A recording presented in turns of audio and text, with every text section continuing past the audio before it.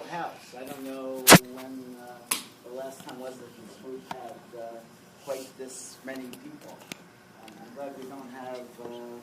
I don't know where we'd seat you all. I knew that 3D printing was a timely subject when I suggested doing this meeting, but I didn't realize just how timely it was and how timely this particular date is.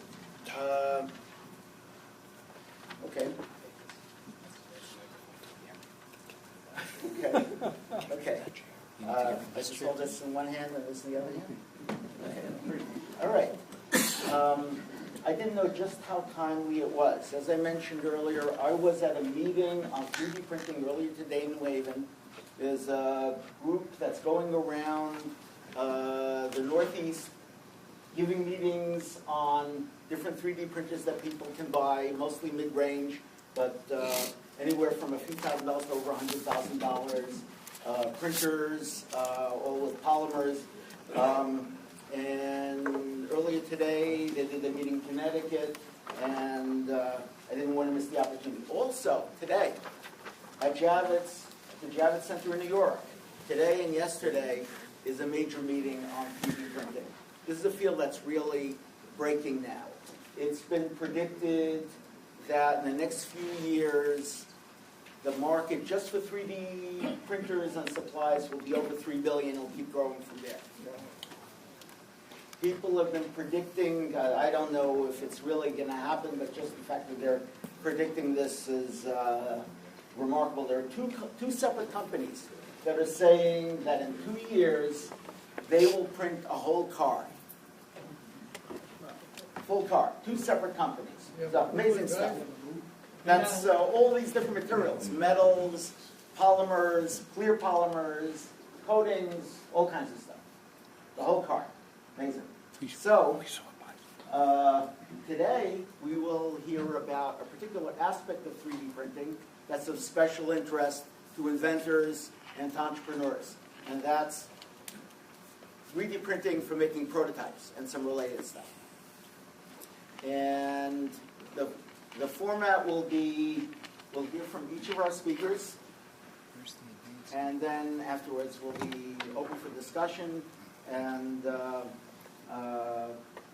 we'll see where the discussion leads us.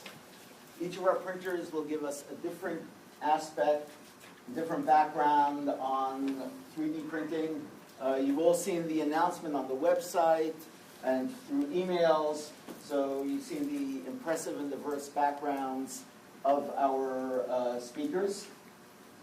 We'll first hear from Bill Derry, then from Doug Lyon, then Bruce Popek, and then Scott Ronan. And I'll pass the baton to Bill, and Bill should also be holding this. Maybe you can even use the difference.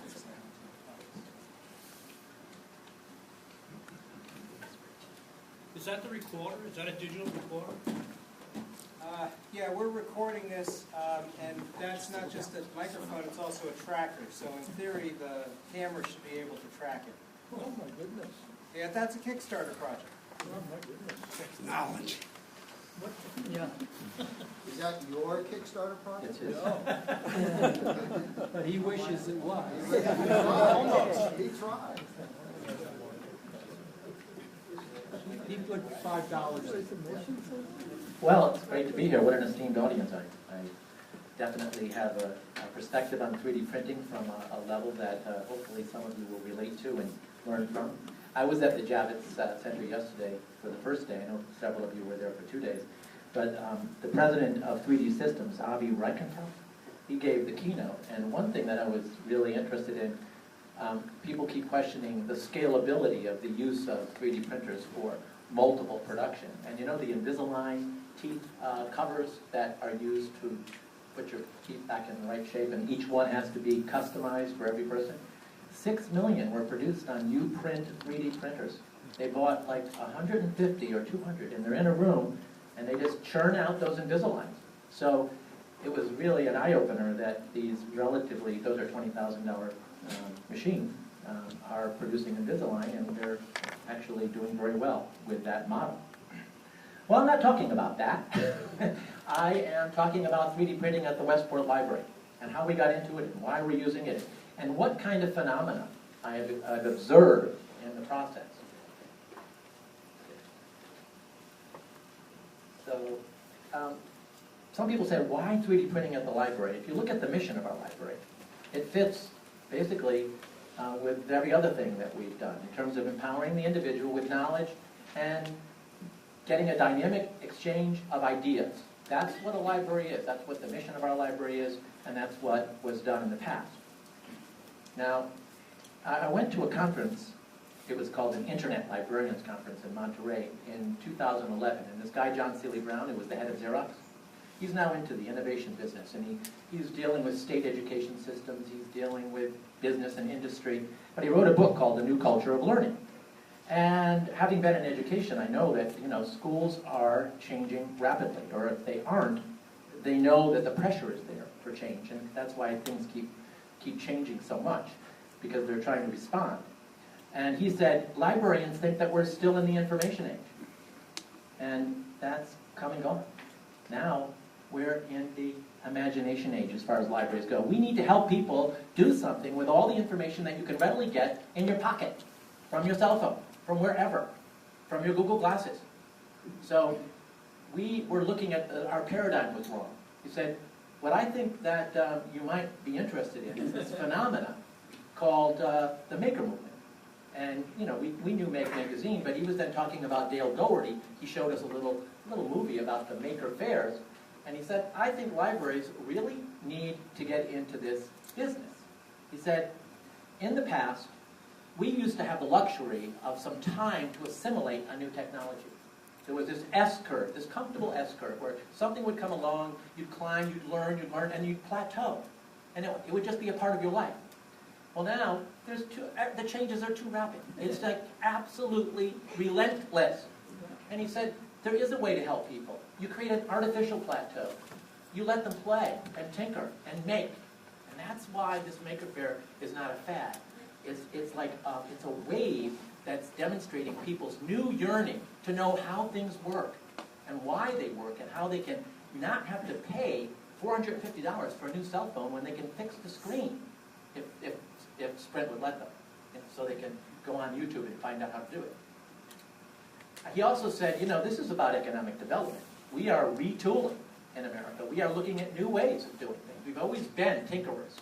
So let's look at, and then, of course, this book, Chris Anderson, and the new industrial revolution, that was much, much later.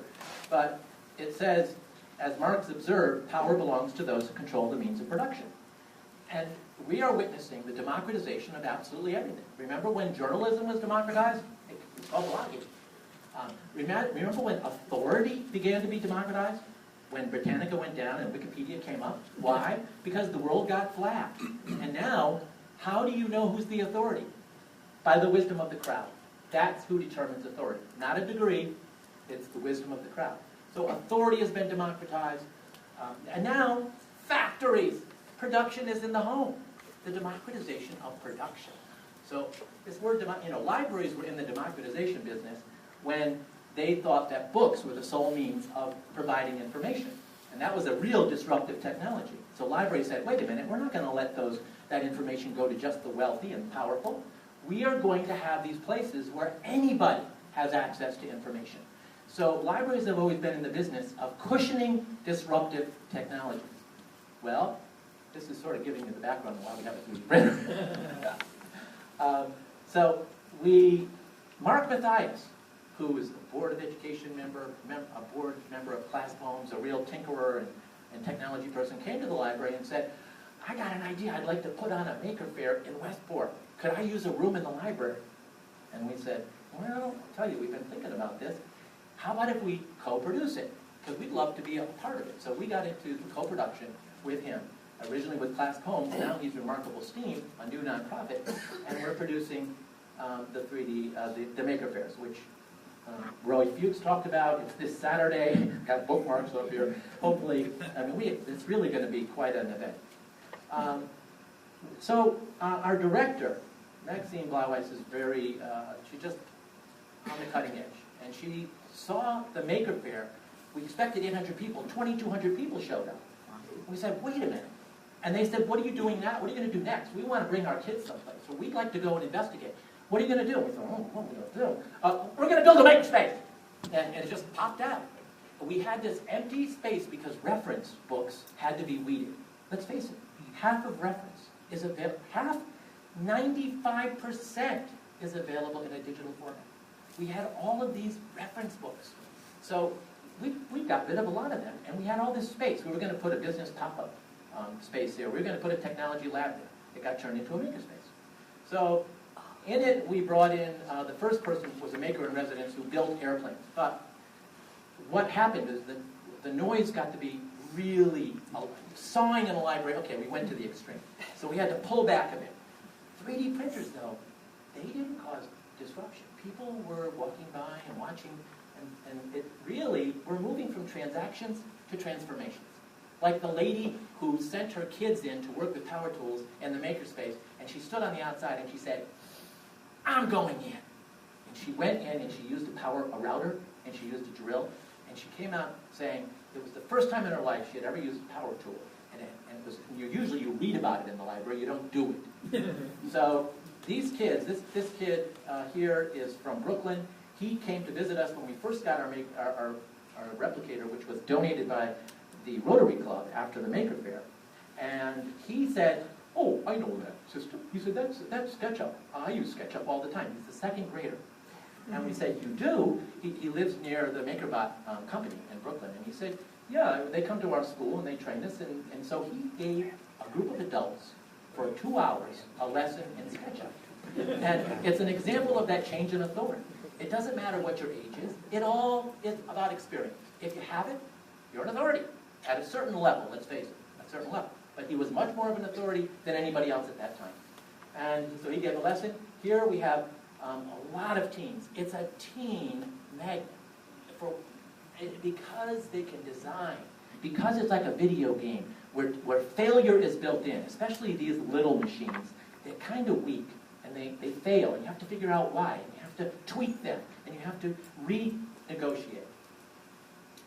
So let me show you a few, I'm going to skip the video. I'm going to show you some of the people that have shown up. We had a 78-year-old woman who wanted to invent a gas pump for her arthritis, a gas device that would pump her gas. She came in with a whole design. We really could only lead her. She lived in Birmingham, Alabama. Her daughter lived in Westport. We led her to a space in Birmingham which dealt with patents and intellectual property rights. A woman came in who was the head of a dollhouse club in Connecticut, and she wanted to build dollhouse furniture. Not any old dollhouse furniture, 15th century dining room furniture.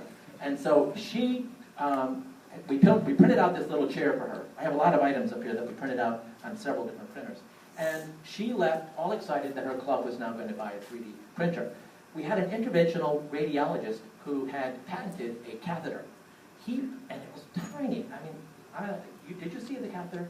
Yeah. But he printed it, came about 4 times, and printed out the prototype. It wasn't the finished product, but he had a very good prototype of this catheter. Rick Salvador works for technology, and actually he owns the company.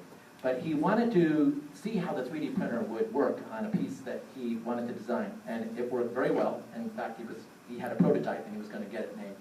This girl is one of our volunteers. We have 15 teen volunteers in the library, and she created herself some earrings, and she's been wearing them. She makes a different set of earrings every time she's in the library. And one of the panelists, Scott Ronan, he actually took us all to another level because he came in with some engineering background and really demonstrated and has taught kids for us and other people in the library how to use the 3D printer at a higher level. So we've had a lot of inventors and a lot of interest from all kinds of people.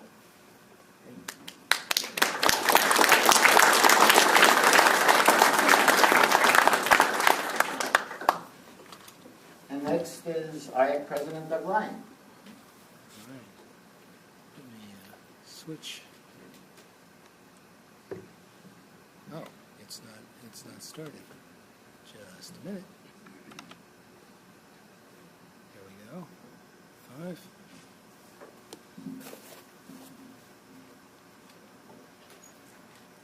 Thank you, Manny. We have a 3D printer here, And you know, when I look at something like that, I'm a computer guy. I say, hey, it's a computer output device. So I write software, and so the first thing I say is, oh, what can you do with it with Java? Because I'm Doc Java, and everything I do has to revolve around Java. So I said, what the heck? And I said, well, there are a couple of things I want to be able to do, and one of the things I can't seem to do with the 3D printer is production. Although the Invisalign thing I didn't know about. So I said, well, in order to do production, there's an inordinate amount of startup cost in doing injection molded plastic. And usually it runs around $3,000 per mold, and if you want 2 halves, and you're up to $6,000, and then you have to pay for the materials plus the labor. It's kind of expensive. So I started doing some stuff with laser cutters, and that you can actually have production runs on. With the laser cutters, you can put in any material you want that the laser can cut, including metal, including steel. I've been doing things with acrylic, and it's relatively inexpensive. And there are a couple of boxes up in here that you can kind of manufacture for the $7 range or less. And you can make a lot of these things, and people will buy them, and there's not a lot of startup cost for that. And so I said, well, that's pretty neat. And we were able to get, you know, some traction with that. And so with the laser cutters, one of the things we found out is they're incredibly precise. So you can go over like a 4-foot slab of steel and keep a few mils worth of accuracy, and that's not even considered trying hard. And some of these things run to many hundreds of watts or even kilowatts. Although for the kind of manufacturing that I've been doing with the little plastic stuff, usually 40 watts is sufficient if you're not in a hurry. And so that works out pretty well. And the laser cutting services are out there sufficiently so that if you want to go out to something like Seed Studio, for example, for $7 or so, they'll do a prototype for you, and then you can actually scale that into production, which is one of the things that's real hard to do with 3D printing. So I was sort of looking at different ways you could do that, and there are these online software systems like Box Cutter. And one of the things I noticed, and I came across this one situation where I made a box and I decided to change the thickness of the material. None of the slots fit. That's classic, right? You say, oh, I'm going to work this in 16th-inch material. You say, geez, it would be so much nicer in 8th-inch material. Then you realize, oh, wait, I should have made the slots a little bigger. Everything's just too small. And so this is classic. You got to do a couple of runs to get things just right. So if you use something like this, you input the box, the material and such, it'll give you a prototype box, and you can suck it into something like AutoCAD, and you've got a way to tweak it and put in places for your connections. Another typical problem, I got this box that I made, and it put up a little hole for an Ethernet card, and then I found out there's a lot of variation in where people put the Ethernet jack as you go from one board to the other, and I said, that hole's in just the wrong place. So you got to get a certain amount of consistency when you start to make cases for things, and that's a typical kind of problem. There's another thing people do, they try and seat countersink screws, and then I find out, well, once you start to tighten things down, this stuff tends to crack, and it's kind of a problem. So there's a lot of little, I'll call it subtle things that you have to work out. Make sure you have proper easements, little design things. I'm not quite sure that anybody has the software down so that it does it all for you. You kind of have to know what you're doing when you go through and start doing that stuff, and be ready to make a few missteps as you go through toward production. To get better design help on this, I found a company that helps you find freelancers, and this is the ultimate in virtualization. I think it was Marshall McLuhan who said, what will happen when intelligence is recognized as a global resource? Hello, it's happened. Freelancer.com lets you write up your basic project description. I need somebody who knows how to deal with laser cutters, and I want to make an Arduino shield case. And if you look at the low price, $64 in 3 days. You say, that doesn't move the needle for me. Oh, wow, $64 and somebody who knows what they're doing, that's great. And one of the things I found out, and despite the fact that Ben Bernanke is hell-bent for leather on trying to debase the dollar, people in places like Armenia actually care when they get paid in US dollars. So this is kind of a big deal when you're dealing with people out in the Balkans. And you can actually find very good labor. relatively inexpensive. And I hear this all the time in Connecticut. People say, oh, geez, I can't find good people to work with me, and they charge so much and all this other stuff. So you got to reach out a little bit. And so that's one of the things that I think really helps, because one of the differences between somebody who has just these ideas and someone who can actually execute a product is the difference between being able to find the help and not being able to find the help. I've been able to get people on freelancer.com to make software programs that work, maybe not pretty, for 50 bucks. So that's kind of neat. So laser cutting services, I've been using some of these RFQs to go out to several of the laser cutters. And one of the things they started doing after they sent me samples is they started sending me invoices. So I got kind of pissed off. I said, we never really talked about that. So you kind of have to worry about getting charged for that sort of thing. Make sure that your samples are free. We got a nice 3D printer here. It's called Meeting3D250. It's from Object. And it's like an $80,000 printer. And I thought, well, geez, I ought to be able to see what I can do with that thing, another computer output device, right? So I thought what I'd do here is talk a little bit about our 3D printer. Manny gives me 8 minutes, so I talk fast. And then one of the things I can't stand is plastic. I'm allergic to plastic. And everything that came out of my 3D printer is plastic. But I found this company called Shapeways, and they make things in different materials. And they'll take the same STL, what they call stereolithography files, and they'll output them to whatever material you want for a cost. So if you want to go to stainless steel, or if you want to go to ceramics, or if you want to go to, I like some of these in here, sterling silver, that's like antimicrobial, so if you want to put something in the body, you can actually make a small device. It seems to me like there's a lot of choice in the world out there. There's a nylon that's filled with aluminum dust, and you can actually mill that. That's kind of a poor man's metal. So there's not everything has to be plastic is the point.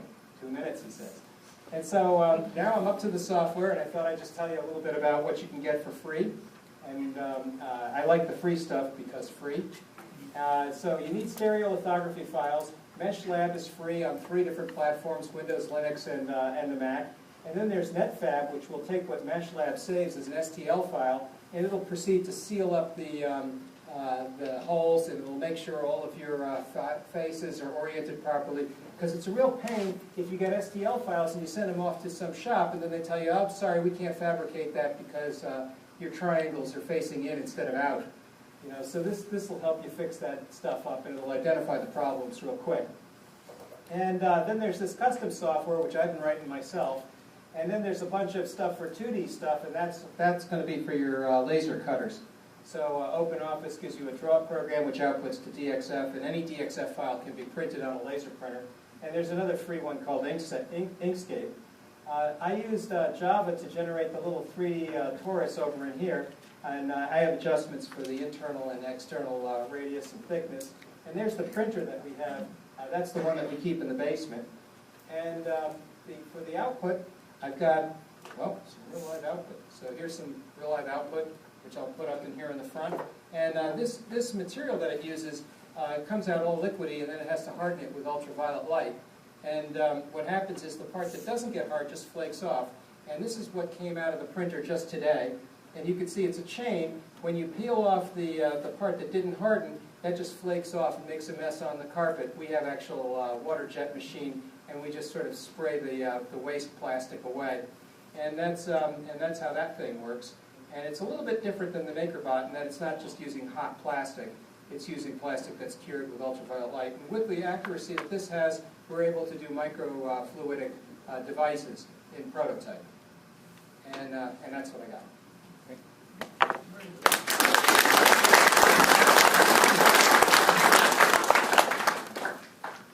Next is Bruce Popek. I'll give Doug a chance here to get my PowerPoint presentation up. Who are you with, Bruce? I'm Bruce Popek. I'm president of Design Innovation. We're a product design and development office. We've been in business now for 25 years. My background is industrial design, starting in automotive, toys, and now products. A unique thing about our office is that we're not just designers, we're not just model makers, we're not just mechanism developers, we're all of that above. And we also work with soft fabric. We have a staff of about 12 people, and We get involved with projects for companies from Coca-Cola to United Technologies to Spin Master Toys to White & Church, and to entrepreneurs and startups. We work with the University of Connecticut on a lot of startup projects.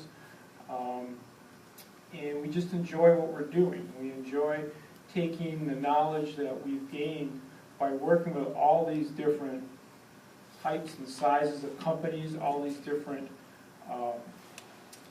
fields, and applying it across the board. There's architectural models that we do, there's packaging models that we do, and we use the same approach no matter who our client is, whether it's Fortune 100 company or whether it's the guy down the street. Unfortunately, for the guy down the street, we charge the same rates, but we're actually a pretty good value when it comes down to it. If you've got a lot of time, a lot of these things can be solved by yourself, obviously. Doug showed there's a lot of free things out there. There's a lot of kids out there that, I'd like to meet this kid from Brooklyn who's in second grade. In fact, he should probably be here right now talking. But that's what our company is. We do design development. We take our knowledge from 25 years of experience. We have hands-on mechanism developers that walk across to the next room and work with our CAD designers. And we flow back and forth in the development process. Something rare, I think, that you don't see a lot in a lot of design offices.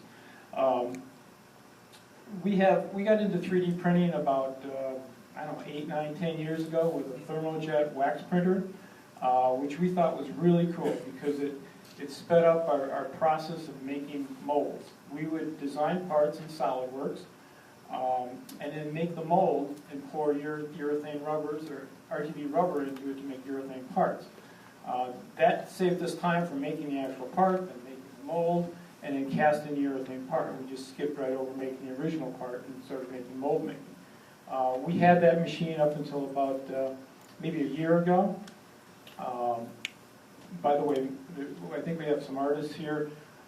If you can find a wax thermojet machine or a machine that prints out wax, we had clients that use it for lost wax castings, for aluminum castings. And we had artists out of New York that would send us CAD files and we would print out wax and they would then make their metal sculpture out of it. So we have an Object 30, which is a desktop model. Looks just like that. We use it almost every day. Today we're using it to fine-tune a snap mechanism, a plastic snap mechanism. We went back and forth. We had 3 different variations that we CAD'd up. We printed, we refined the CAD, we printed again, and then we printed again. And that was all in one day, an 8-hour day. The machines can be very quick for doing small detail work. They can be very time-consuming, a machine like this, for doing larger parts. The efficiency for this machine in our office is usually a 12 to 16-hour run.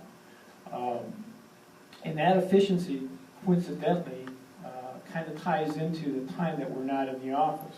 So a lot of times we'll start the machine at 5:30, 6 o'clock at night, come in the next morning, take the part off, put another part on the machine, or modify the CAD and do another run. So if you're going stereolithography and you're going to an outside source, if it's a larger part, it still might be cost effective to do that. If it's a smaller part that will fit on a machine like this and run in about 12 hours, we've run parts for 24, 26 hours. But at 12 hours, it's really an efficient way of making parts. And a part like that is probably going to be the plate size, which is roughly 9 inches by 10 inches by, say, 5.5 inches tall. You print. This is what a printed part looks like on the plate, and that shows the black area that's raised about a 1/2 inch is the platen. This is a product that we're doing for another design firm. We do a lot of work with other design firms also as support. And in this case, this is the bottom side of an aesthetic product. In this case, you can see by samples up here what the finished side looks like. It comes off pretty glossy and high definition. To remove the part, we talked about, Doug talked about removing the parts. We use just a scraper they give you with the machine, and you scrape off the parts. There's a support material that's underneath these parts that we clean after we scrape it off. We clean it with a water jet that we purchased through 3D printing. This water jet, I think I can get the water pressure thing at Home Depot, so I'm not quite sure why I paid so much for it. But in any case, we use this machine to clean the build material off of it. Simple, anybody can do it. I can do it, so anybody can do it. All of our designers, all of our model makers, and all of our mechanism people in our office can run this machine, can set it up with STL files. It's very easy to set up and run. It's very easy to clean the parts. We do some different things. Because of how we started with the thermojet making molds, we continued making molds. And now there's more companies doing mold making and production mold making. I'm reading more and more about that. Instead of doing multiple parts to make a piece, you can make a mold, or you can print a part that saves a lot of time that way. We make molds, and we cast urethanes into it, colored urethanes, flexible urethanes.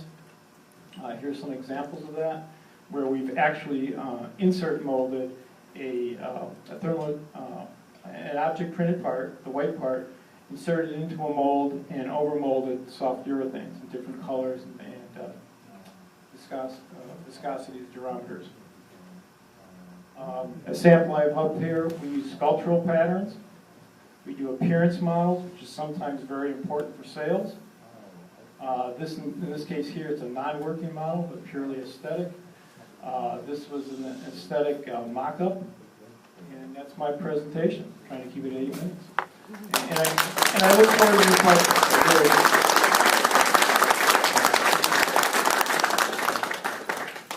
Next is Scott Ronan. Hi, how are you guys? My name is Scott Ronan. I don't have a PowerPoint, so I'm just going to talk and really just open it up to the question and answer at the end. I am an inventor and entrepreneur, but it wasn't always so. I have a background in bioengineering and economics and chose the route of finance for way too long.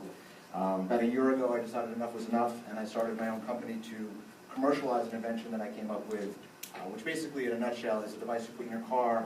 The moment you start driving, it locks your cell phone. So for teenage drivers that are texting way too often while they're driving, this will basically prevent it. I like to call it Nicorette for texting. I came to know 3D printing. I started the company in January of last year, late January. And sometime in the spring, I met Mark Mathias, who owns Remarkable Steam, and he was demoing the 3D printer outside the library. And as Bill said, I'm sort of a teenager at heart. I was just drawn to it. I had to check it out and I had to use it. I really didn't have a need for it at the time, but I really couldn't take myself away from it. So I asked Mark, how could I be involved? How can I use this? And he said, with a little training, you can come by and take a look. So I set it upon myself to learn SketchUp and figure out what I could make for the first time. And in that I was doing a prototype for my product. This was the initial circuit board. It's an Arduino board, and I needed a case for it. So I printed a case, I designed it in SketchUp, I printed it on the printer. I learned a lot about how to use the printer and how to refine it.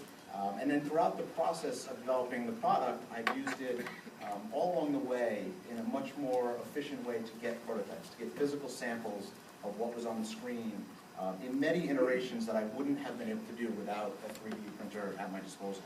So what I have up here is just different stages along the way, and you'll see a progression in terms of the design, and you can also see a progression sort of in how I've learned how to use the printer for what it's good for. One of the caveats is you can design for printing on a 3D printer, but when you're designing for production, you have to be careful not to go too far in that route, because ultimately you're designing something so you can test it on a printer, but ultimately you want to make it in production. So changing the design just to print it can be dangerous.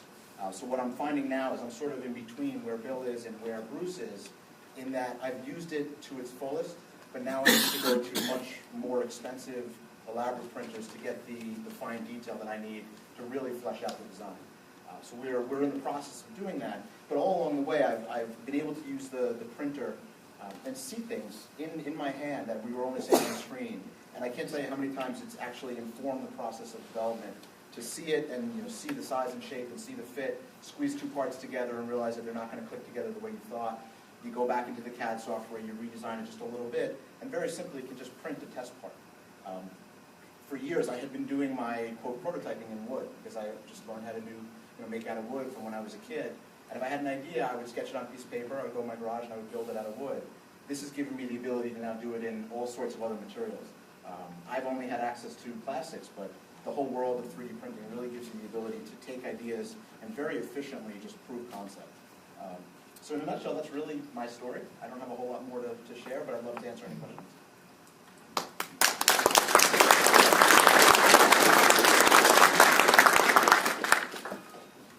Yeah.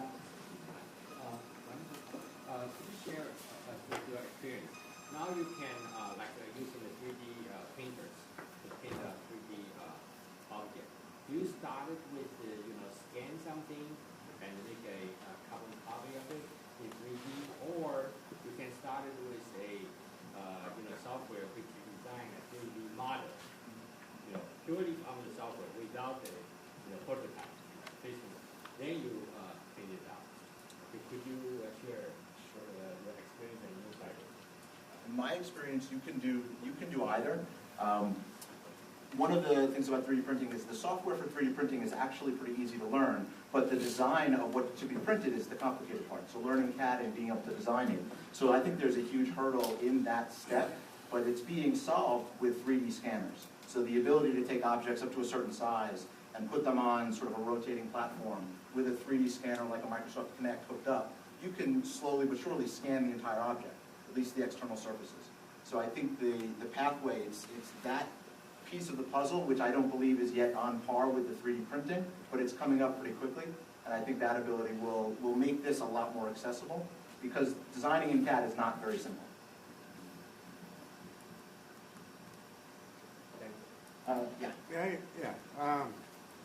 Traditional machining, different materials, is all revolves around speed and feed. And how does that relate to the 3D printing and the materials you use here?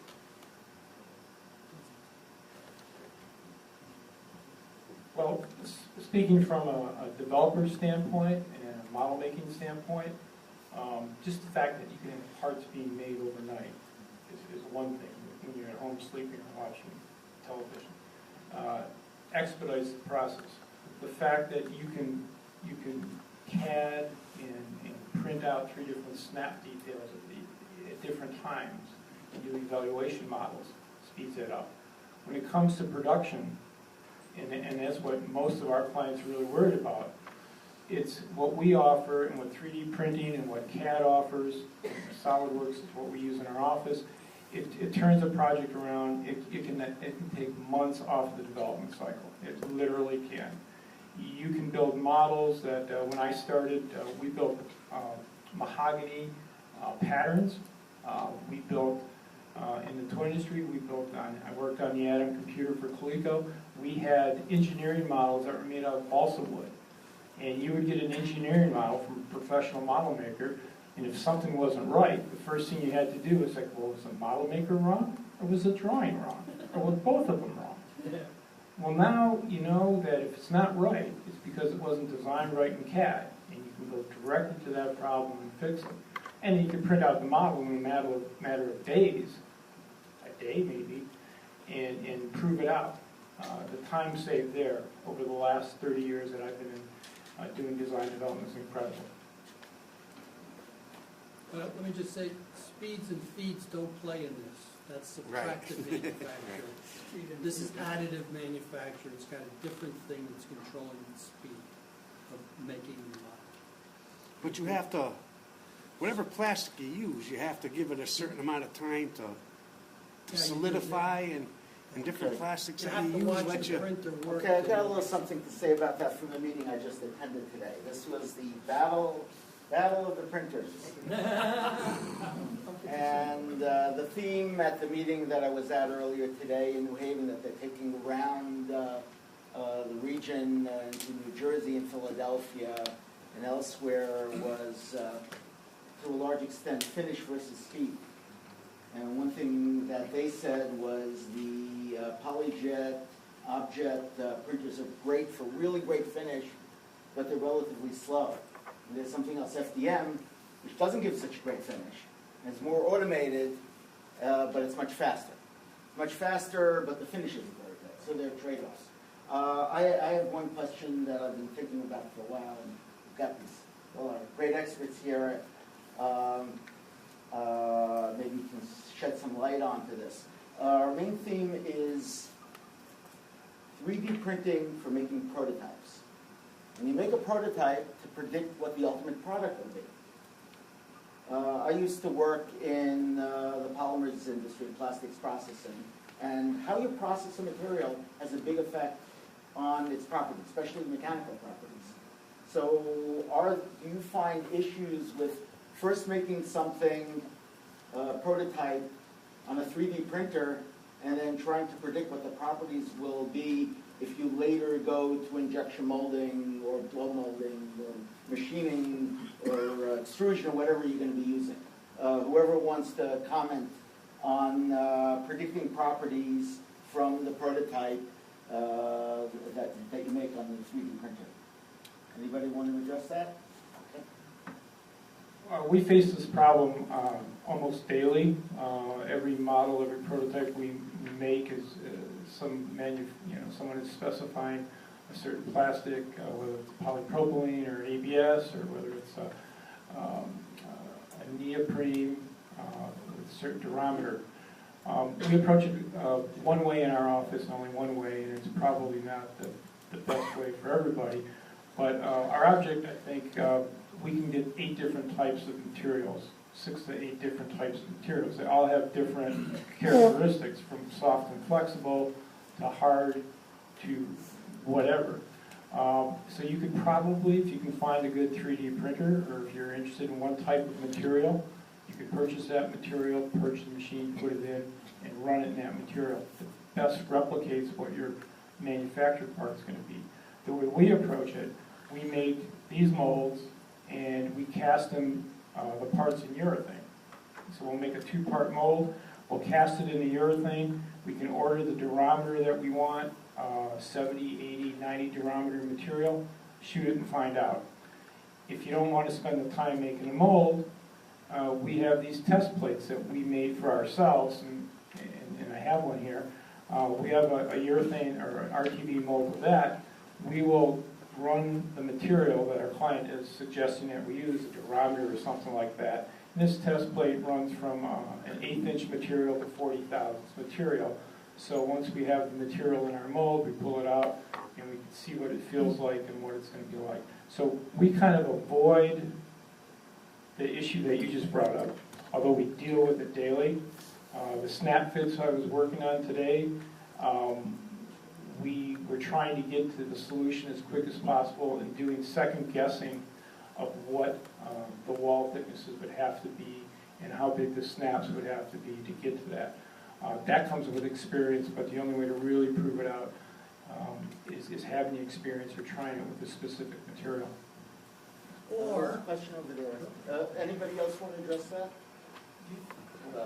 Specifically, I work at such a lower level than hearing, to my. We work with ABS and PLA plastic. We work with speed rate, and we work with the number of shells. And we've found that, obviously the settings make a big difference in the quality of the print and how much time it takes and the density. One issue that is coming into my mind right now is what a library tries to do is to connect to other resources, and we often get people who need more resources. And I mean, we're trying to create a database of people that we might outsource. So if someone has a question and we can't solve it, then who in the community might, for a fee, want to produce or help this person? Because more and more, that's what's happening. We have a man in Massachusetts who has a radio company. He calls, he wants to produce a new button for his old 1930s radio. And he sends me the measurements, and And I give the measurements to Scott. Scott comes up with a prototype, and I have 15 kids that are working, and I send it to them. Eventually, Scott takes a micron, he sends the button. He sends the button to us, and I tell him we're doing this all for free because we want to try to find resources for him.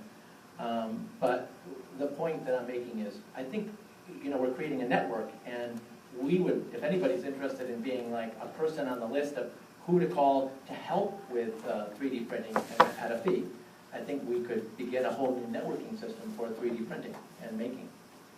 That didn't answer that question, but it posed another one.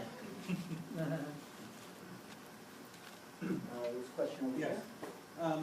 There's a lot of people here on Zoom and who aren't as well versed in 3D printing as yourselves.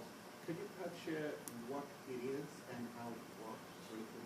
Oh, what is 3D printing? I have a little How does it work? I have a little video showing a 3D print. It's like a minute and a half. What materials, what is it, is it current, is it electricity, what actually makes this product out of what does it make it out of? Well, it makes it out of, and ours works, we have 2 MakerBot printers, and they work in ABS or PLA plastic, which is basically, one is a starch-based PLA. It's for the library, it's much better, or for an educational system, it's much better because it doesn't have as many agents in it that are chemical. They look very similar, although the ABS is a little stronger. The PLA looks very good. And it takes the filament. You buy filament. It's very cheap.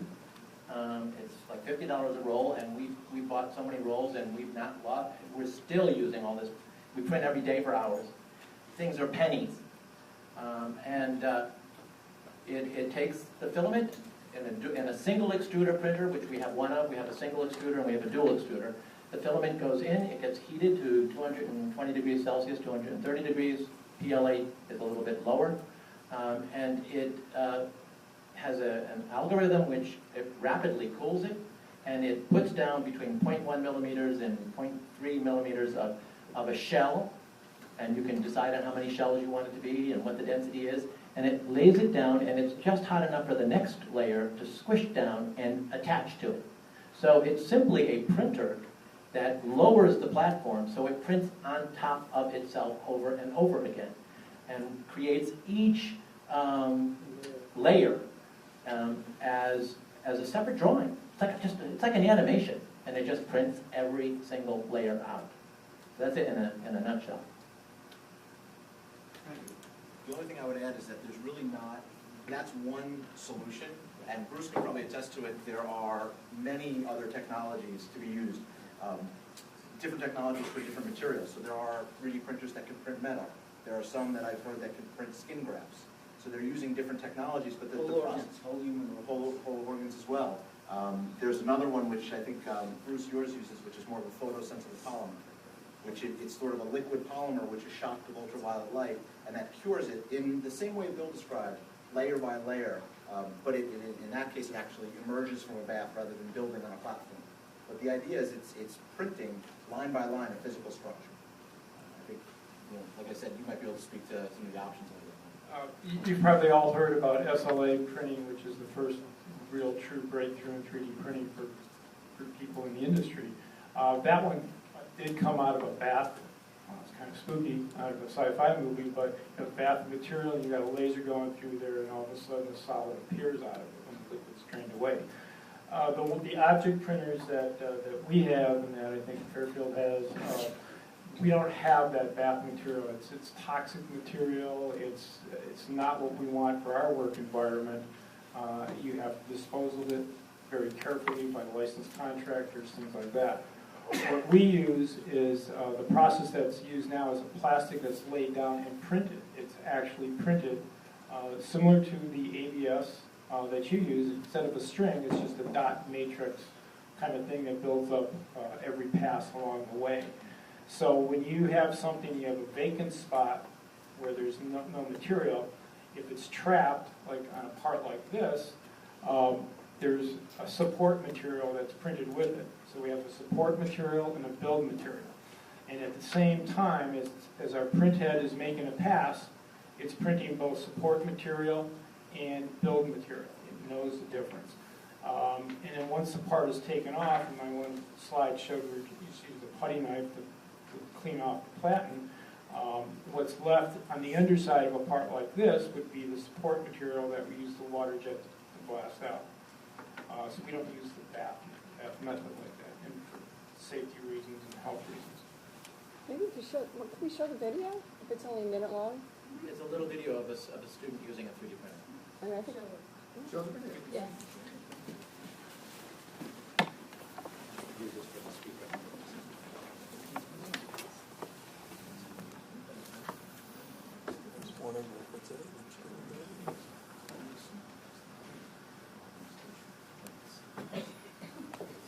Okay, so what's happening right now is our computer is taking a 3D model here on this computer, and what it's doing is it's turning it into coordinates and then into the model itself. So it's you load a file into it, and then it'll melt plastic in the back here, and then it builds your object by layering plastic on top of itself. So you can see these small layers going down, and then eventually it'll take that model and it'll build it up from the ground, slowly but surely.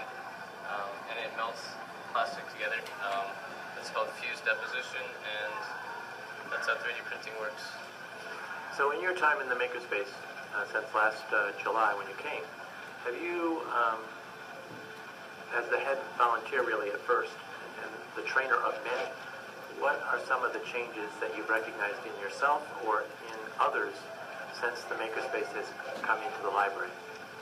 Well, now that the makerspace has come to the library, a lot of my friends, people I know, people that hear about it, a lot of people have a lot of interest in it, and people will come in. There's a lot of people asking questions about it. Now that people have access to it, people really want to try to use it, and they think about the possibilities that 3D printing can bring into whatever thing they do, whether it's inventing or any kind of engineering. And it's opened up a lot of possibilities for people, and it's just, it gets a lot of people excited, and it seems like it's the way for the future. Now, attached to that, obviously, is the computer with SketchUp. We use SketchUp primarily, even though there's Blender in mine, and it's free, and there's a little bit of a problem with the STL files in SketchUp, but we run them through the NetFab, or Fab, you spoke about that. We send them up, and it fixes the problems in it for free, and sends them back down, and we put it into the software that comes with the 3D printer. STL is the standard format for files that are printed out in even the high-end printers right now. What would that machine cost, the printer itself? That printer cost $2,100, and we have a Replicator 2 that was $2,400. And the Replicator 2 is it's only a single extruder, but we're really happy with it. It's been very consistent. We haven't had, our first MakerBot did blow up, but they sent us a new motherboard. And basically you just repair it. You call and you say what's wrong, and they send you new parts and you put them in yourself. It's really a different world. You just fix it. And the kids fix it. Pretty easy to maintain.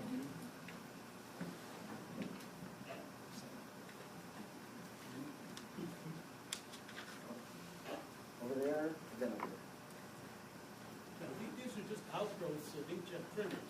And inkjet printers used to have two ways of generating drops. You either have continuous flow of the ink out of the jet, and you would deflect it into a gutter or onto a part, or onto paper, or they would put drop on demand. Can anyone tell me how these things work? Are they continuous flow, or are they drop on demand? Well, the ones that I've witnessed are sort of a hybrid. They stop and start, but when there's a long string, they don't do dot after dot. They literally lay a continuous stream, and then they'll take a break, and they'll move to another portion of the model, and they'll paint over there, and then they'll come over here and go over here. But as it's running a continuous stream. What is the application for a future household using this type of print? Within a household, in my opinion, you need the ability to create the part in the software first. So that's where the 3D scanning comes in. If you had a part that was broken on a normal household appliance that could be made out of a material readily, you could either scan the part, or the manufacturer of the original equipment, say it's a washer, could send you the STL file and say, go ahead and print your own part. But you're limited, again, I think a lot of the printing I've done works really well for the material chosen. But to do it in a household, you're going to want a lot of materials and a lot of different processes. And I don't think we're there yet, but I think over time we may get there. A lot of thermodynamics involved, right? One very common request when people come to the library, because it's called a replicator, they assume that if they bring in the object, they can lay it down and it will automatically replicate it. And of course it will. I mean, this one won't now, but we know. They said something yesterday. They said, the future is here, it just has to be distributed. And it was so clear yesterday that that is true. I mean, you see new things, they're out there, they just haven't been distributed yet. And right now, we saw all these 3D scanners yesterday. I mean, they work so relatively beautifully. I mean, just the hand scanner, very expensive. But it copies it completely. We're playing right now with the Connect. Now, a lot of homes have Connects. There's free software that goes with those Connects. Those Connects can do 3D scanning. And we've done pretty proficient scanning with them. Come to the Maker Faire this weekend. There's going to be two people who, one is a fashion designer who scans bodies and then produces fashion on the bodies that he scans. Of course, you better scan them pretty often. You can, if you go to the MakerBot store in New York, you get your body scanned and then they'll send it to you for like $40 or whatever. We have another body scanner there as well. We have the great Fredini from Coney Island who's going to do body scanning, and he'll give it to you on an STL file so you can take it with you. And people can find out right on westportlibrary.org. Right. There's also Thingiverse. Oh, Thingiverse is where a lot of these things come from. It's really one of the biggest resources for people who don't design. It's kind of a crutch because really we want everyone to learn to design. But in order for that barrier to be almost zero, we can get anybody using our 3D printers in 2 hours at the most. And we're talking anybody who has never touched any technology. That's how easy they are to use. So you go to Thingiverse and you're interested in frogs. You look for frogs. You find a frog. Okay. You then do the settings and you print out your frog. Thingiverse has thousands of items. We had a man come in from Southport and he goes, "Hey, you're printing out all my things." We go, "What do you mean?" His name is Cherubus3333, and he has produced hundreds of things which are on Thingiverse, and we've been printing out a lot of them. Our goal is to get our kids and all of our users to be designers. But, you got to get into it for a while before you're designing. Is that a website, Thingiverse? Yeah, Thingiverse. Spell it. Thing, like universe, only Thingiverse. Thingiverse.com. And again, in case you didn't hear, to find out about the Maker Faire this Saturday that Bill Derry mentioned at the Westport Library, just go to westportlibrary.org. This is from Thingiverse. This is my iPhone cover. One of the kids produced for me. It's a puzzle cover. But it's really neat. I'm not going to lose my iPhone anytime soon. Pretty colorful. Okay.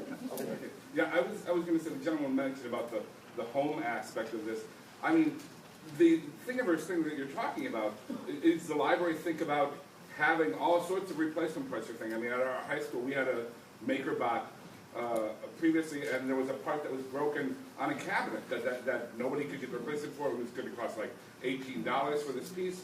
Kids took it in, scanned it, created the piece on the printer, boom, it works fine every single day. So, I mean, I think if you sort of picture the idea where a library is also going to be a place where you can get things. You can have something produced.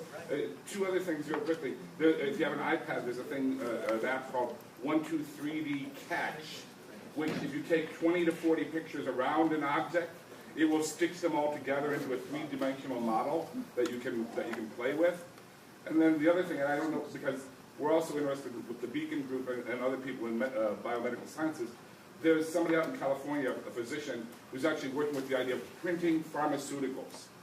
The idea that you have a basic 5 or 6 elements that create a molecule, and actually printing at a molecular level that you need AZT, we'll print it for you right here. I mean, just that sort of concept about where this goes. So when I think about teaching our kids about it in 6th grade, and they're using Autodesk, they're designing these things, I think about the fantastic stuff that's out there. And the connections also all of you people can have with that as well. Okay, over there and there. Danny, thank you for putting this together. Other than a library card, what do I need to know? SketchUp? I mean, what is sort of the 3D printing language for dummies? the equivalent of like Arduino for microprocessors? Is there a standard evolving, or is there something that we can teach ourselves? Easy entry is SketchUp because it comes with those great tutorials. There are hundreds of like 3-minute tutorials that teach you how to use it. So it is a great beginner's tool. Blender is harder, Maya. I mean, these are all free open source packages. Google used to own SketchUp, and now it's Trimble that owns it. They sold it off. But I would start with that. SketchUp. If you have protein feedstock, Yep, and then you want to export it as an STL. Google SketchUp doesn't come with STL built into it. You have to look. You have to go and get a download that will put STL as an export right inside of SketchUp. There's one called TinCAD too, TINCAD, that they were talking about a lot yesterday at the 3D printer conference. There was Tinkercad, which was a great introductory tool, but it's gone. And TinCAD, TINCAD, seems to be one that's replaced it. That is also very easy. SketchUp and TinCAD. There's also, there's another one called Sculptress. Where's that artist? Which Cerberus 333, who made half the things that are on Thingiverse. He uses Sculptress. I haven't used SketchUp, but apparently SketchUp is very good for linear things. If you want to build a box, I did this on SketchUp without ever having used it in about 4 hours total. Sculptress is more for abstract. It's creating frogs and freeform things. I haven't used it, but that's what he swears by, so that's definitely worth looking at. There's another one. Doug, did you just, is that SketchUp you loaded there? Yeah, that's MeshLab that I just got running, and that's a free download. And what that'll do is it'll input object files, ply files, all kinds of surface files, and then it'll output it as STL. And then what you can do is use NetFab to try and seal the holes and make sure all of the triangles are flipped the right way around before you go to fabricate it. There's a NetFab Pro, which will drive your 3D printer directly. And what that does is it takes the STL file and divides it up into layers, and then it outputs one layer at a time. And to answer this gentleman's question, I think Sean, you asked, what is a 3D printer? In my opinion, it's little more than a two-dimensional plotter with a platen that tends to move up and down. And that two-dimensional plotter has got the moral equivalent of a hot glue gun at the end of it, only it's just, instead of outputting a glue stick, it's outputting ABS plastic. So in a sense, it's just a big flatbed plotter with a platen that moves up and down. And then you want machine control over the, instead of a pen down, you just inject the extruded plastic. And that's it. So if you're thinking in terms of what it really is, it's just a bunch of 2D slices that are being printed with pen up, pen down commands, just like from an old pen plotter, and then they just go and move to the next layer, and then they get another slice. And that's really the whole thing. It's not big technology, it's not really a new idea, but it's kind of an interesting synthesis. In terms of machining, I consider there are two kinds of machining in the world: subtractive synthesis and additive synthesis. And in subtractive synthesis, we start with a block of material and mill away the stuff like a sculptor who's looking for something inside, like Michelangelo, who says the sculpture's inside of the marble. That you showed earlier. Or the laser, which uses subtractive synthesis, but it's still considered a non-standard means of doing fabrication.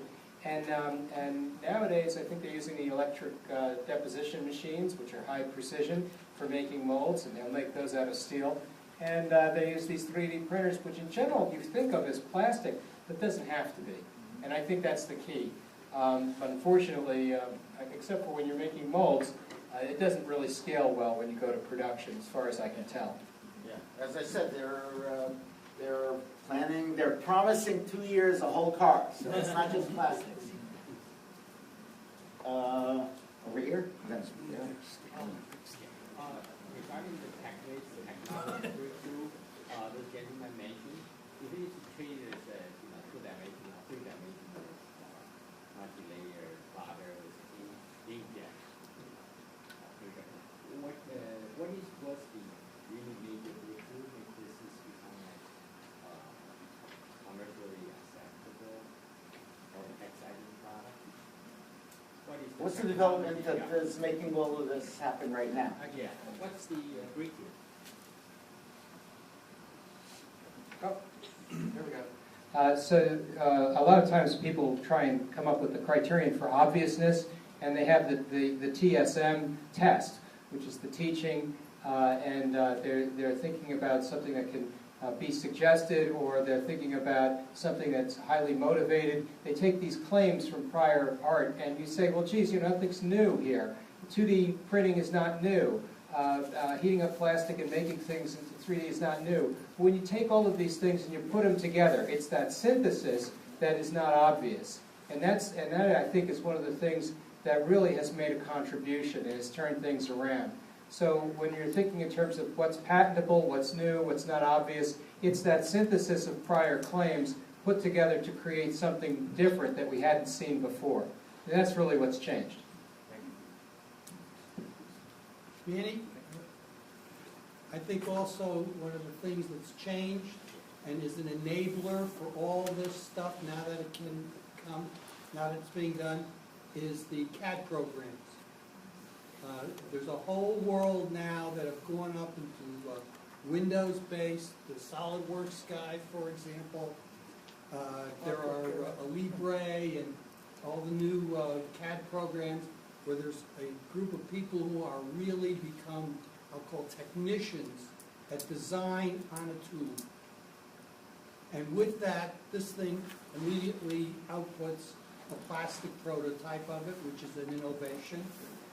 Those models, those CAD models as well, can be transported, and they do finite element analysis on it that structurally designs it so you can figure out how big it has to be or how small it has to be.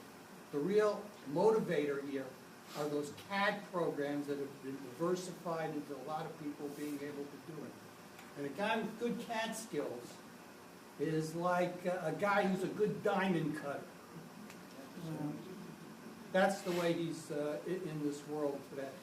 And that's really changed things because it's made the use of the computer to do 2D printing in microfine layers, 6 inches or 12 inches tall, easy to do because the CAD model does it automatically. The slices are done automatically by the software. And the machine takes 4 hours or 40 hours to do it. Who cares? I think, too, that I know we had Stratasys, they brought in a couple of advanced educational technologies, brought in a couple of the more expensive machines. They brought in a U-Print, $20,000 and a Mojo, and one of the devices up here that Scott printed out, he printed out on the MakerBot $2,000, but he also printed it out on the $10,000 Mojo. You can see quite a difference in the quality of the prototype.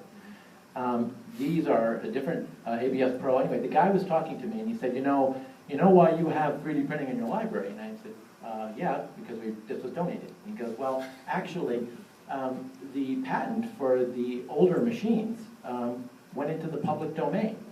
And in fact, MakerBot was the first to take advantage of that and produce the lower cost printer. And I think that's, at least for me, I wouldn't know about 3D printing. I didn't know it's been around since the early 80s. I didn't know about all that. It's sort of gone into my mind because of this low cost machine that is possible for anybody to use. And I think that's the explosion. Now, yesterday we saw so many more of those machines, all kinds of different companies that are producing them. You have another answer here, then here. Another answer. I think actually the essential technology that's driving this is not the software, because we've had 2D plotters for a number of years and we can do 3D graphics again for a number of years. I think the essential change is goes back to a gentleman's question of are we looking at droplets or are we looking at start-stop? The control of how thick a line you get and how quickly it's coming out involves I think it involves piezo ceramics and very careful control of them. So actually how you get that stream to come out is I suspect people would say, oh, that looks easy, but I don't think it really is.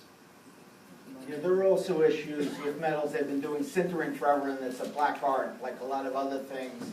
And of course, when you're printing like organs, growing the cells and keeping them alive and making them function, a lot of these things are coalescent. Yeah, I think besides the accuracy that's come along, you know, our design innovation bought their first CAD system in 1983. It was a Pro Engineering. It cost us $60,000. I think it was $20,000 for the software, $40,000 for the Unix machine to run it. And it was cumbersome and difficult, and we had one guy in our office use it. A few years later, SolidWorks comes along, more intuitive, faster, cheaper. Now, you know, a seat costs $5,000. You can run it on a souped-up, you know, computer that you can buy at Staples. Now, people are running CAD software like, you know, like SketchUp and some of these other ones at home on their home computers. It's becoming more available to people. 3D printing is becoming more available to the common man, and that's just going to propel more and more and more. I really think it's the availability and the price coming down that's making the biggest difference. I don't need that. The one question I had was, what about the other side of all of this? You're looking at prototypes and one-offs and the ability to manufacture stuff very quickly. Is there any kind of protection for anybody who's producing products that doesn't want them ripped off by this kind of technology? No. There are a lot of, we have a lot of intellectual property in that now. That's a good question. That's a real, in a library, that's a huge issue. But it's going to be one that the library itself isn't going to resolve. I mean, look at this. I mean, whose is it? It's a bad, you know, this is someone's intellectual property. Right. And we have copied it. We have it printed out. So it is a huge issue. Copyrights, intellectual property. I don't have an answer to it. Maybe someone else does. Yeah, I'm sure some of our patent attorneys do, but you know, most 2D artwork and 3D artwork is copyrighted. I mean, it's an original piece. You have to get permission to use it or reuse it, especially if you're going to use it for resale. And I think that's where and I know I've read discussions and articles on it, that's where it becomes a real issue. If you just go to your local library and you print out a new knob for your television set or old radio or something like that, and you don't sell it, that may not be an issue. But if you start making these parts and selling them, it may become an issue. Like, you know, and I'm sure we get some insight on that. There are standard materials, and then there are some materials where you're mixing lots of different things together. I have that work in the plastics industry and a lot of other stuff in the materials. And a lot of that is not patented, it's kept as a trade secret. You know, it's like the recipe for baking the bread. It's very hard to reverse it. Over there? There's another aspect of this which is going in the complete opposite direction. That's the open source aspect. Yeah. So if you go to a place like Thingiverse, that's a place of open source sharing of designs. You upload a water bottle design and anybody can download it, provided if they make the water bottle better, they upload their improved design. And so one of the things that's happening is these printers have plastic parts in them. So you use your printer to improve the part and print the new part to make a better printer, and you upload the new improved part, and people improve all their printers with the improved parts, and then they improve those parts and upload that, and so you can see the MakerBots have gone through several generations. It's entirely open source, and that's how this cost is coming down. Okay, you answer. If this helps for the gentleman who had the question about copyright, when I was at the job facility today, the CEO of Shapeways was asked that exact question. If this helps at all, he said, when he's uploading the design to Shapeways, that file is protected. You can't then turn around and download it again. So at least they're trying to protect it from that extent. How that works, you can do any comment.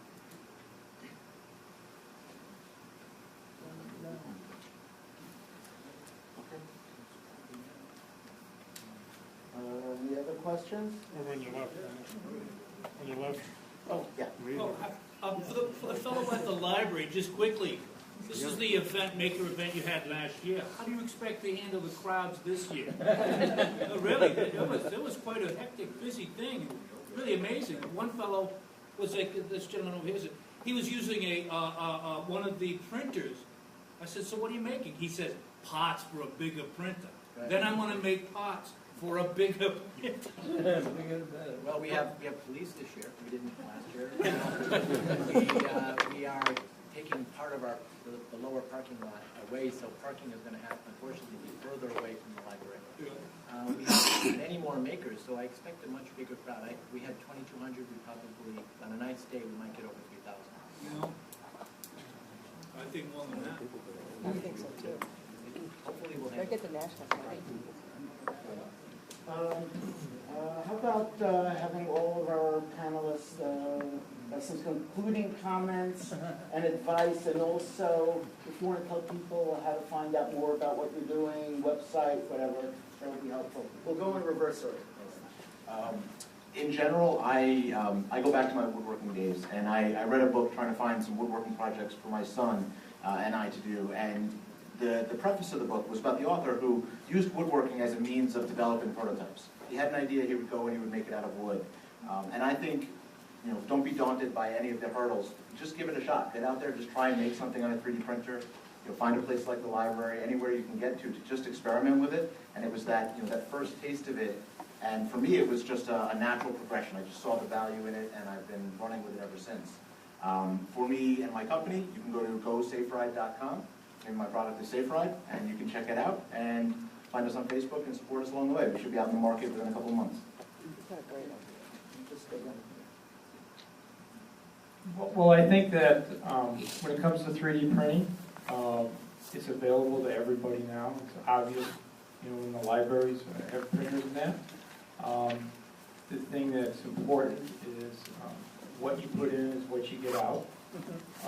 If you might still need engineers, you still might need designers, you still might need mechanism developers, but you can do a lot of this yourself too, especially if you're a startup, and especially if you're an entrepreneur or an inventor. And there's different levels of quality, and I think that's important to know, and it's important to have in your mind what your end use of whatever you're going to make or print, what do you want to do with that part? Is it going to be highly functional? Does it have to be strong? Does it have to look good? Does it have to do both? And when you're talking to somebody about 3D printing, those are the kind of questions you want. Don't assume that because one printer does this, or it's strong, that it's going to be a good-looking part, or if it's a good-looking part, that it's going to be strong. So really go in and know what your final destination is going to be on that trip to printing that part and how you're going to use it. How about I want to clone me? Is that a good final part? No. You want to be sure. One is too many. You have a protein feed stop. 20 years ago, maybe. 20 years ago. I'm not that young anymore. Well, libraries have always been a place for cutting-edge technology. I mean, the first Apple IIes were in libraries. A lot of people learned how to use a computer at a library. The first internet dialogue, looking for information online. Most people didn't have it at home, but they did it at a library first. So having a 3D printer there may be temporary. If every home has a 3D printer, it won't be a big deal at the library anymore. We might still have some higher-end ones. If you're interested in, if you haven't played with one, that's what we are. We're entry-level. You get people come in and they're always surprised to be trained by a 10-year-old, or we have 10-year-olds up to 16-year-olds who are training. Because we just want the entry to be, anybody can do it. And these kids teach you. They give you 2 sessions. If you're a non-resident, we do charge because we've gotten such an outcry for training that we had to figure out a way to control it a bit. So if you're a non-resident, it's $10 an hour for training and $20 an hour for use. The best time to use the printer is during the day because the kids come after school. We have one homeschool kid that does training for us during the day, but we don't have that many. So if you want to play, if you want to observe, come to the library, westportlibrary.org. It gives you all the information on how to get trained and use the 3D printers. And we have little bookmarks up here for the Maker Fair this weekend if you want to get information on that. Oops. Oh dear. Don't break it. Make another one, quick. No problem. I'm reminded of my trips to the library in order to get my laser prints printed back in the early 80s. And I'm reminded of the fact that that's where I had to go to get my copies done. And now I've come full circle. I have to go to the library to get my 3D copies done. But I think at some point what's going to happen is the stuff will become practically ubiquitous. So I say nobody ever needs to own a 3D printer. There's just enough of them out there, and they're getting cheap real quick. And it's usually pretty easy to find places that'll let you outsource to whatever material you like. And you may find that 3D printers are a good technology for you, but maybe you'll experiment with laser cutters. There's an awful lot of alternative stuff out there, and it's worthwhile exploring it. So the way I say it is you don't need to be an owner of this kind of quickly depreciating capital equipment. You just need to find somebody who has it and then go and use it. For making prototypes. For making your prototypes and for experimenting with new age manufacturing technologies. There's just no reason for anybody to buy a 3D printer anymore. There's just so many of them out there. And the Trumbull Library has a few. And now the Trumbull Library. I'm going to ask for a round of applause for us. Not yet. There's a burning question over here.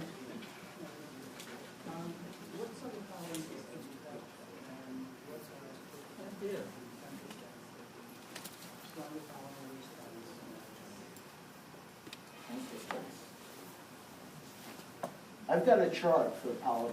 You can look at it. Pencil spreads. I picked up today. You can look that up. Another burning question. Maybe the last one. How soon before Staples has a 3D printer? Not long. I got to see that printer yesterday, and it is, it's the one that does thousands of colors, and I don't know if you saw the object in their article that advertised that Staples is going to have 3D printing, starting in France first. It's being introduced there. But they had a Neanderthal skull, and then they had the copy of it's a paper printing system, and they look identical. And it literally slides a piece of regular white paper in, prints on it, glues the next piece of paper down, and prints in color on it until it ends up with a full object. It doesn't feel like paper anymore. It feels like plastic. Wood. It's very like wood. It feels more like wood. But it's really a beautiful copy. So Staples will probably, she told me they'd be here next year, in Europe first. Okay. Do you have a problem in product? Hold on a second. Okay. A couple of things, and then we're going to ask for a round of applause for all our speakers and our president. First, somebody reminded me there are sign-up sheets on all the tables. If you're not already on the IAC email list, you should sign in on the sheets. And if you're interested in the 2 meetings on 3D printing on May 23rd, the technical one and the business one, that's a separate list. Get your email to me if you're not already on my list. Give me a card or whatever. Now, after all this time, let's have a big round of applause.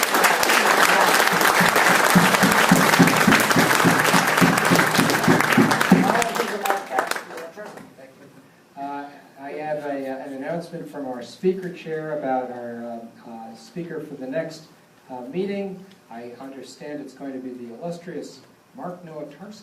All right. It went into my sales. Yes, next month the meeting is Thursday, May 23rd in this room. We're having an update on crowdfunding by Mark Nowatarski. Mark is our resident expert on crowdfunding and all the other aspects that go along with it. So hope to see you all next month. Again, thank you for coming tonight. Very gratifying. And thank you, Manny, for the, where are you, Manny? Thank you, Manny, for suggesting tonight, that was Manny's idea, for this subject. So a round of applause for Manny.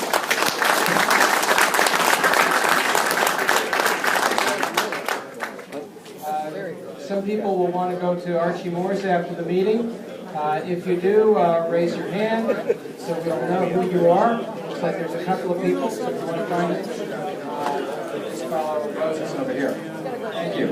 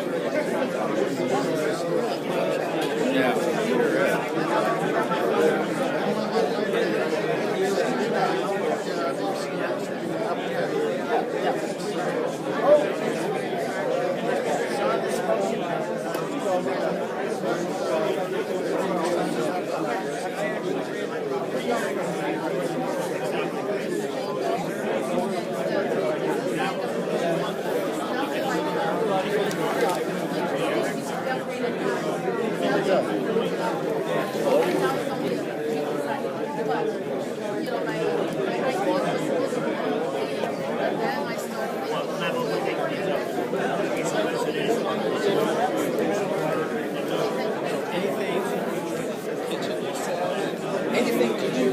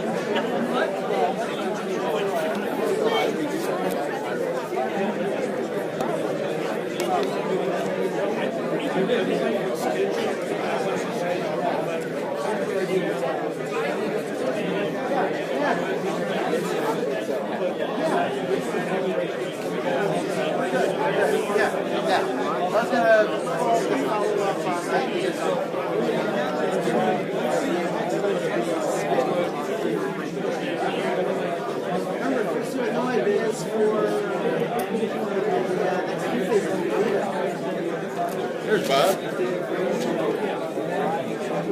No, this side. Hi, how you doing? Good, you? Good to see you. Good to see you again. Yeah, we're still trying to do our fundraising, but I'm only saying hello. You know, I figured you'd call me if there was something going on. no, it'll happen one of these days soon. No problem. I'm actually here to pick up forms that he's going to sign. So. Yeah, cool.